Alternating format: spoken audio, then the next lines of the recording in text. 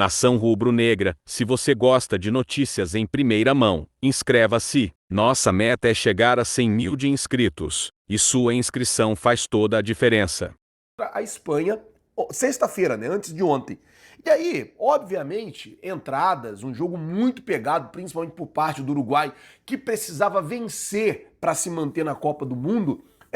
O De La Cruz fez uma falta num jogador lá da Espanha. E aí o cara teve uma lesão nessa falta, tá cortado da Copa do Mundo, e ele fez um pronunciamento jogando o De La Cruz assim, como se o De La Cruz tivesse feito uma entrada nele de covardia, como se o De La Cruz tivesse feito de maldade uma entrada para tirar ele da Copa. Abre aspas aqui para o Nico Williams, jogador da seleção espanhola. Ontem, no caso ele postou isso ontem, né, no sábado.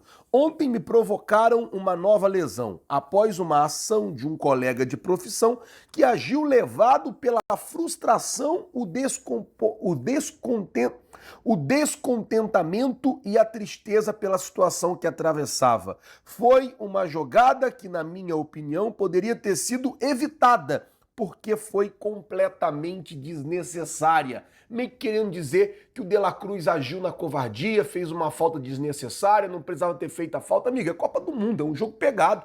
Infelizmente, aí eu vou dizer, com todo pesar, as coisas acontecem. E aí é lesão, futebol, esporte de contato, qualquer jogador está sujeito a isso. Agora, você pegar o seu colega de profissão, porque a foto que ele posta, aqui ele não diz o nome de La Cruz, mas a foto que ele posta para fazer o pronunciamento é a foto dele ali com o De La Cruz discutindo com ele, então fica muito claro para quem que ele está mandando aquele recado. Enfim, tomara que o De La Cruz volte logo pro Flamengo e volte bem, volte 100%, jogue bastante no Flamengo, que a gente tem o De La Cruz aí no prime nesse restante de temporada. Vamos mudar o assunto, falar agora sobre Matheus Gonçalves, que pode colocar mais dinheiro nos cofres do Flamengo, isso porque o jogador que está jogando no futebol árabe foi oferecido ao Cruzeiro. Vale lembrar que lá atrás o presidente do Cruzeiro, Pedrinho BH, queria comprar o Matheus Gonçalves do Flamengo. Naquela época a negociação acabou não acontecendo, até porque o presidente BAP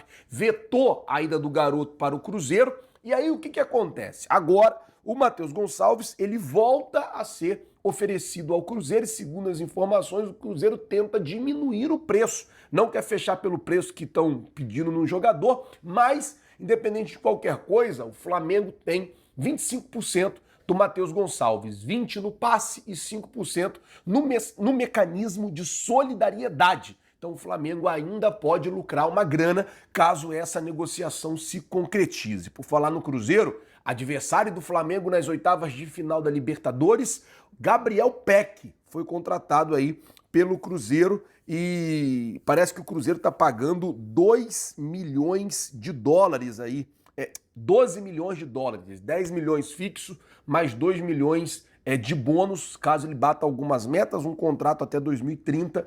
O Cruzeiro está se mexendo no mercado, já contratou um lateral, agora está contratando um atacante. Lembrando, Cruzeiro é o adversário do Flamengo nas oitavas de final da Libertadores e os caras vão querer aí, de qualquer forma, eliminar o Flamengo, de qualquer jeito, tirar o Flamengo da competição. Por isso que eu falo, o Boto precisa se mexer, Boto precisa agir, Boto precisa trazer soluções para o técnico Leonardo Jardim. Precisa trazer soluções. O elenco do Flamengo é muito bom, mas tem 13 jogadores com mais de 30 anos. A gente já está falando sobre isso aqui há muito tempo. Os times estão se mexendo, está todo mundo se movimentando. O Boto precisa urgentemente se movimentar. Vamos mudar o assunto, falar agora de pré-temporada, porque o canal fechado que vai transmitir os jogos do Flamengo na pré-temporada em Portugal será a ESPN. Então, canal aberto, a Bandeirantes, canal fechado, ESPN, os 3 jogos do Mengão, e nós estaremos acompanhando esses jogos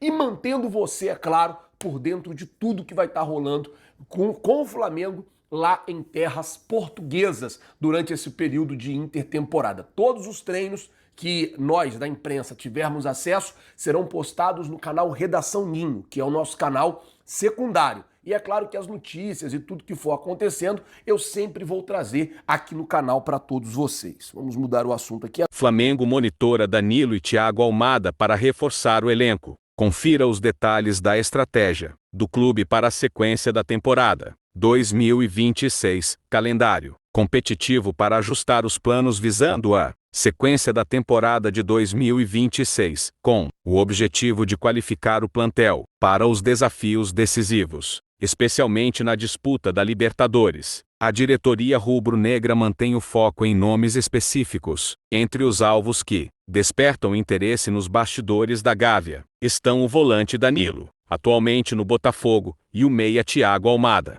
que defende o Atlético de Madrid. Embora o monitoramento seja constante, o clube adota cautela. Até o momento, não existe qualquer acordo selado com os atletas. A cúpula de futebol do Flamengo trabalha para adiantar as tratativas, buscando agilidade para que os eventuais reforços cheguem com tempo hábil para adaptação ao esquema tático do técnico Leonardo Jardim. Um dos fatores que tornam o cenário de negociações complexo é a realização da Copa do Mundo. Segundo informações apuradas, tanto Danilo quanto Thiago Almada demonstram preferência por aguardar o encerramento do torneio mundial antes de definir os próximos passos de suas carreiras. Essa postura dos jogadores coloca o Flamengo em uma posição de espera ativa. O clube prepara o terreno e tenta deixar as bases encaminhadas para que, assim que a janela de transferências for aberta, as operações possam ser concretizadas com rapidez. A busca por novos talentos segue critérios rigorosos estabelecidos pelo Departamento de Futebol. O Flamengo prioriza atletas jovens, com idade limite de 26 anos, que apresentem boa capacidade técnica, velocidade e um preparo físico condizente com a intensidade exigida pelo futebol moderno. A diretoria busca equilibrar a necessidade de qualificação com uma política de responsabilidade financeira, evitando investimentos excessivos, salvo em oportunidades de mercado consideradas imperdíveis. As carências do elenco foram mapeadas pela comissão técnica. O clube busca um centroavante para compor o setor com Pedro, um meia que possa atuar como alternativa a Arrascaeta e um lateral esquerdo para reforçar o sistema defensivo. A intertemporada surge como um período crucial não apenas para as negociações, mas também para a recuperação física de nomes como Léo Ortiz, Jorginho e Saul, que passam por atenção especial do departamento médico. O ano de 2026 tem sido marcado por uma reformulação significativa no grupo rubro-negro. Diversos jogadores deixaram o clube, seja por encerramento de contrato, venda ou empréstimo. Entre as saídas, destacam-se o atacante Juninho, negociado com o Pumas, e o goleiro Matheus Cunha, que seguiu para o Cruzeiro. O zagueiro Pablo, após o fim de seu vínculo, transferiu-se para o São Bernardo, enquanto Cleiton assinou contrato com o Wolfsburg, da Alemanha. Outros nomes também seguiram novos rumores. Essa foi a notícia de hoje, Nação Rubro-Negra. Se inscreva no canal e deixe o like no vídeo.